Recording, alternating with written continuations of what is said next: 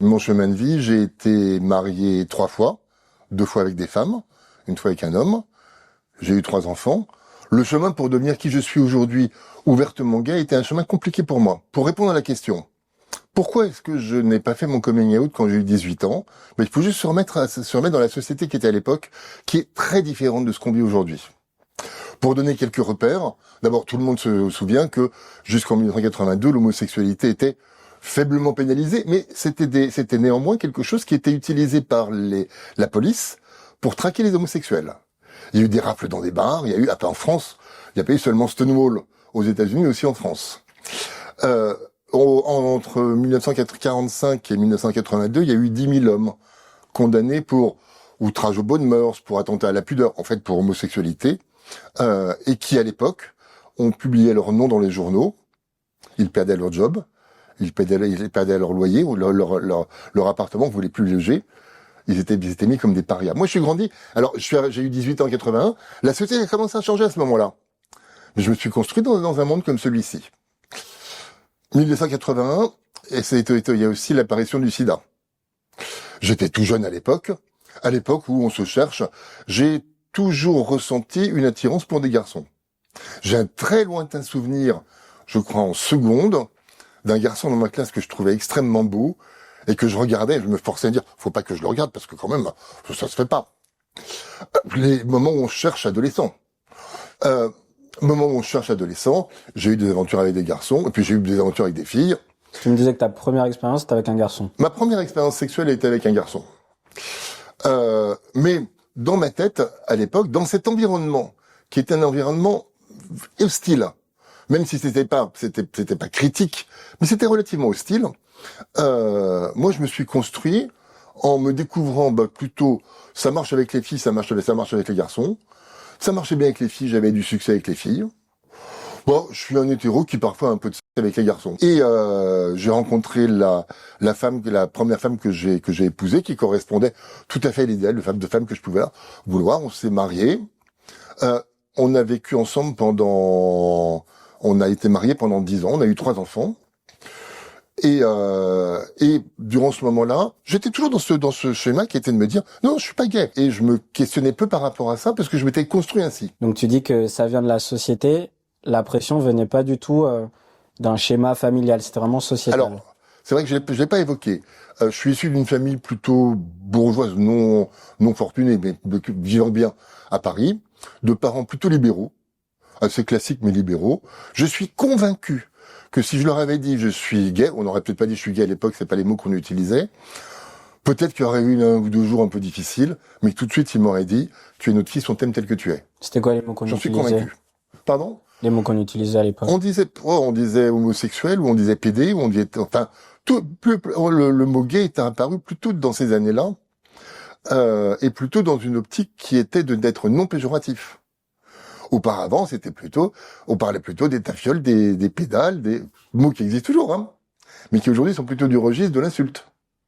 À l'époque, c'était même pas considéré comme des insultes. À l'époque, mais il faut juste se mettre en situation du fait que, à l'époque, une personne qui avait un job un peu visible se trouvait prise, ça n'a pas été mon cas, mais prise en flagrant délit et emmenée en justice, et pouvait perdre leur job. Moi-même, il m'est arrivé, c'était en 1983. En 1983, dans une piscine publique, je rencontre un garçon, on va dans une cabine de toilette. Et là, on commence à faire quelques trucs dans une cabine de toilette. La piscine, un endroit fermé, privé, une cabine de toilette. Le gardien de la piscine s'en est rendu compte, a appelé les flics, on est allé au commissariat. 1983. Alors, le policier a rigolé, nous a laissé partir. Mais aujourd'hui, une piscine appelle la police en disant, il y a 2 jeunes garçons qui se sont enfermés dans une cabine, venez les chercher, ils viennent plus. Ça montre le changement de société, dont on n'est pas tout, mais dont j'avais moi-même pas complètement conscience, parce que il s'est produit, alors, il y a beaucoup de gens qui ont œuvré pour, moi c'était pas mon cas, parce que j'étais pas visible. J'étais même pas visible pour moi-même. Et d'ailleurs, j'ai divorcé de ma première femme, pas pour ces raisons-là, parce que notre couple ne fonctionnait plus, et on s'est séparés, mais pas du fait de mon homosexualité. Et tu me disais aussi que, à l'époque, tu voulais correspondre à un certain moule de l'homme hétéro qui est en école de commerce, qui travaille dans un beau métier, etc. Il y avait un moule auquel tu voulais correspondre. Bah, alors moi j'ai fait d'assez bonnes études, grande école de commerce, plutôt une trajectoire qui était plutôt intéressante, dans un milieu un peu bourgeois. J'avais aucun rôle modèle, aucun. Mes parents avaient un ami gay, il était antiquaire. Alors les gays, ils étaient coiffeurs, antiquaires ou dans la mode, mais il n'y avait pas de rôle modèle. Aujourd'hui, on en reparlera peut-être. Il y en a, mais il en manque encore beaucoup en France. De gens qui acceptent tout simplement de se rendre visibles tels qu'ils sont, et en se rendant visibles tels qu'ils sont, de permettre à des plus jeunes de les voir en disant tiens, je peux aussi devenir comme ça. Lorsque je suis devenu jeune adulte, un gay dans un environnement public ne se montrait pas beaucoup. Et quand on parlait du coming out, c'était quelque chose qui était difficile. Qu'il reste aujourd'hui, c'est toujours un cheminement très personnel, et pour chacun, c'est un cheminement particulier. Alors, pour continuer, parce que je dis j'ai eu 3 mariages, après mon premier mariage, j'ai rencontré là, par hasard, avec un vrai coup de foudre, le vrai crush, ma seconde femme, qui elle était hôtesse de l'air, qui était une femme magnifique, dans une soirée chez des amis, le chemin complètement classique. Je l'invite à dîner, on dîne ensemble, j'avais envie qu'il se passe quelque chose, et bah ça s'est passé. Puis alors, avant qu'il se passe quoi que ce soit, je lui dis écoute, il faut que je te dise, j'aime les garçons. J'aime les garçons. Et les filles? Et les filles. Et elle me dit bah écoute, ça l'amuse, et puis elle me dit de toutes les façons, je pourrais jamais t'offrir ce qu'il t'offre. Donc fais ce que tu veux, mais je veux pas le savoir. Avec ma seconde femme, là on a vécu alors elle m'a permis justement dans l'acceptation de qui je suis, elle a joué un rôle très important parce que elle était hôtesse de l'air, elle vivait dans un monde où il y avait beaucoup de potes gays. On était plutôt un monde assez festif, rigolo. On a beaucoup fait beaucoup la fête. On a une famille recomposée où j'avais 3 enfants, elle en avait 2. On avait une fratrie de 5 qui s'est recomposée et qui aujourd'hui, des années après, reste encore en lien. Donc une vraie fratrie recomposée. Vie recomposée, mais en vivant à cheval entre une vie hétéro et une vie un peu originale. On partait en vacances à Ibiza chez des potes gays, on allait faire la fête dans boîte de nuit gay à Ibiza. Une vie plutôt festive. Et tu aimais donc cette femme. Oui. Et mais aujourd'hui, tu te considères 100% homosexuel. Oui. Oui, parce que on évolue dans un chemin de vie. Et par rapport à ça, j'ai beaucoup évolué et beaucoup réfléchi. Il y a eu, je pense que j'ai toujours été homosexuel. Il se trouve que j'ai aussi été attiré par des femmes et j'ai eu un vrai crush avec elles. La personne. Il y a souvent des gens qui disent, ce qui compte c'est la relation, c'est pas la personne. Alors par contre, depuis j'ai évolué. Alors depuis comment là on va continuer dans la logique du coming out, puisqu'on est dans la semaine de la journée nationale ou internationale du coming out. Mon second mariage il se trouve que je suis devenu séropositif. En 2007. En 2007. Alors je suis devenu séropositif sans jamais avoir eu d'aventure sexuelle sans préservatif, mais ça peut arriver. Je rentrerai pas dans les détails.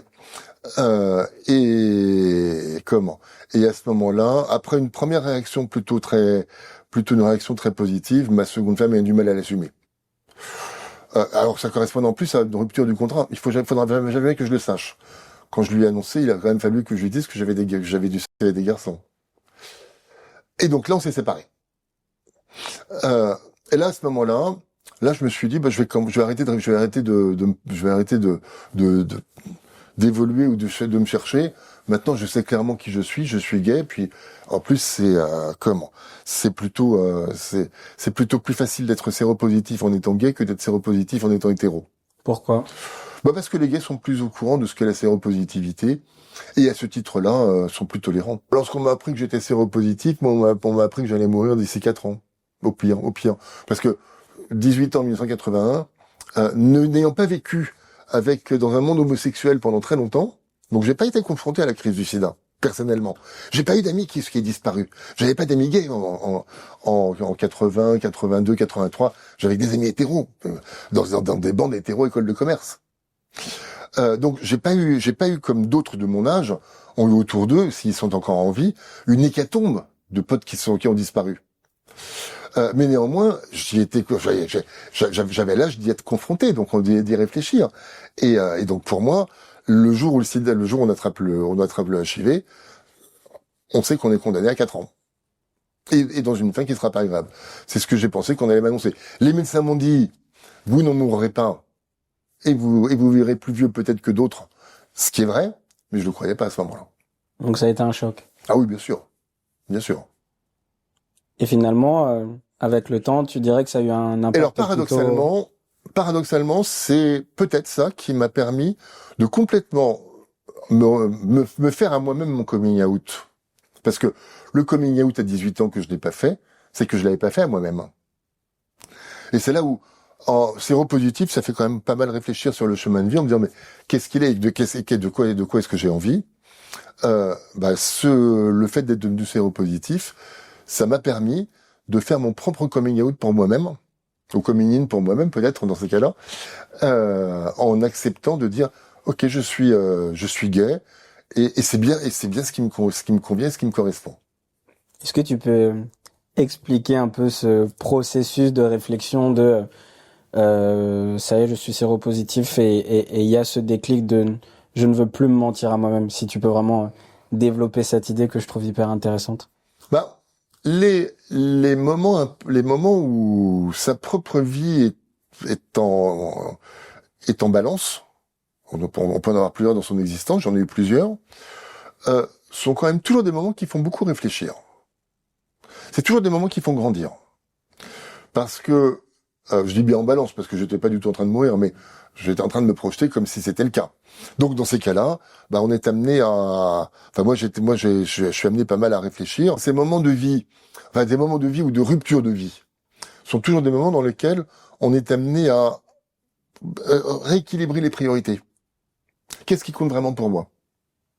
Et pour moi, par rapport à moi j'ai deux lignes de conduite dans ma vie. C'est j'ai décidé d'être heureux, et c'est une décision. Je serai heureux, quoi qu'il arrive.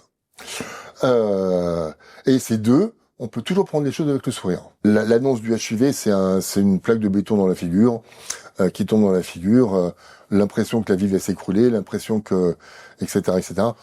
Ce moment difficile parce que d'autres perdent de proches à ce moment-là, exactement au même moment, mais ça c'est une autre histoire. Mais effectivement, le fait de dire, juste, qu'est-ce qui compte, c'est d'être bien moi-même, et je suis bien, c'est vraiment une question de bien-être. Et à partir du moment où je me suis reconnu qui j'étais moi-même, puis après le chemin a continué, et le chemin a continué dans la reconnaissance de je suis gay, ouvertement gay, j'ai milité dans des associations LGBT, j'ai même le drapeau qui flotte au-dessus de mon habitation, c'est assez rare en France. Oui, je suis maintenant très visible, et plus je suis visible, et plus je suis bien dans mes baskets. Parce que je suis moi-même. Parce que le fond du coming out, c'est quoi? C'est que pendant très longtemps, et c'est probablement ce que j'ai vécu, les personnes LGBT n'osaient pas s'affirmer elles-mêmes et du coup se construisaient par rapport à ça, comme je l'ai fait. Il se trouve que j'ai eu la chance de vivre dans une époque où j'ai pu changer de modèle. Et où à 30 ans, j'ai réalisé que j'étais pas dans la vie que j'avais envie de vivre. J'avais tout réalisé de ce que je voulais faire. J'avais un très bon job, j'avais une grosse voiture, j'avais un gros appartement, j'avais une jolie femme, j'avais 3 enfants. J'étais pas dans ma vie. Heureusement, j'étais à cette époque-là. Parce que cette époque-là, là, on parle l'année 90, année 90, quand on n'est pas dans c'est déjà beaucoup plus facile en France. Et puis ensuite, les choses se sont petit à petit améliorées ou un peu dégradées avec la manif pour tous, mais ça, c'est une autre histoire. Qui m'a d'ailleurs conduit, moi, à développer un engagement associatif en réponse à ça. Mais ça, c'est un tout autre débat. Et tu m'as dit que le jour où tu as annoncé à tes enfants que tu étais séropositif, tu leur as aussi annoncé que tu étais gay. Oui, puisque j'ai pris le parti, sachant que j'étais séropositif et que la question de ma santé était peut-être une question qui risquait d'être difficile, quoi qu'il en soit, d'être transparent avec mes enfants. À l'époque, mes enfants avaient entre 18 et 15 ans, et je me suis dit, non seulement je vais leur dire que je suis séropositif, faut qu'ils le sachent, parce que si jamais j'ai des soucis de santé, je veux pas leur avoir caché maintenant. Et puis, ayant mené cette réflexion, je vais leur dire que je suis gay. Alors, ça, c'est un élément qui est amusant aussi, le coming out auprès de ses enfants. En fait, il est facile. D'ailleurs, c'est ma fille aînée qui m'a dit, tu sais, ça va pas beaucoup nous changer, hein. C'est la plus belle phrase qu'elle ait pu me dire. Alors qu'on se construit une histoire incroyable par rapport à ça. Qu'est-ce qui va se passer après? Il y a des gens qui vivent beaucoup moins bien leur coming out ou leur coming out, parce que le coming out, on le fait en fait tous les jours. Dès qu'on rencontre quelqu'un, par nature, quand on me voit, c'est pas écrit gay. Alors si, j'ai le drapeau au-dessus de mon habitation. Donc ça, on le sait quand on arrive chez moi.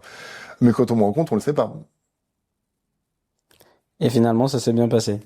Avec mes enfants, ça s'est très bien passé.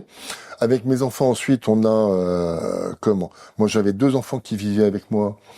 J'ai rencontré très rapidement après mon second mariage, à nouveau un crush avec cette fois-ci le garçon qui est devenu mon mari.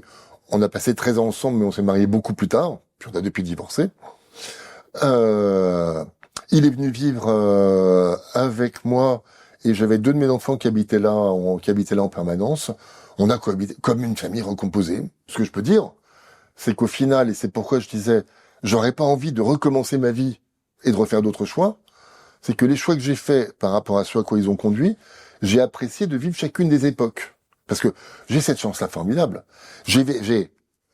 Pour un mec de mon âge gay, j'ai 3 enfants, j'ai 4 petits-enfants. J'ai vécu le moment où j'étais avec eux quand j'étais jeune. J'ai vécu une vie avec une femme en famille recomposée. J'ai vécu ma vie mariée avec un garçon. Et je suis maintenant dans une vie de célibataire. C'est plutôt pas mal, hein. Aujourd'hui, tu parlais de ton habitation avec le drapeau qui est là pour représenter, pour visibiliser. Qu'est-ce que ça t'apporte comme sentiment, justement, de rendre visible cette vie-là? En fait, peut-être c'est un vase communicant inverse de ma première partie de vie. Ma première partie de vie, j'étais même pas visible pour moi-même, tout en ayant toujours ressenti ce que je ressentais. Mais peut-être en étant un peu forcé au début d'aller voir des femmes, et puis ça a marché et ça me convenait.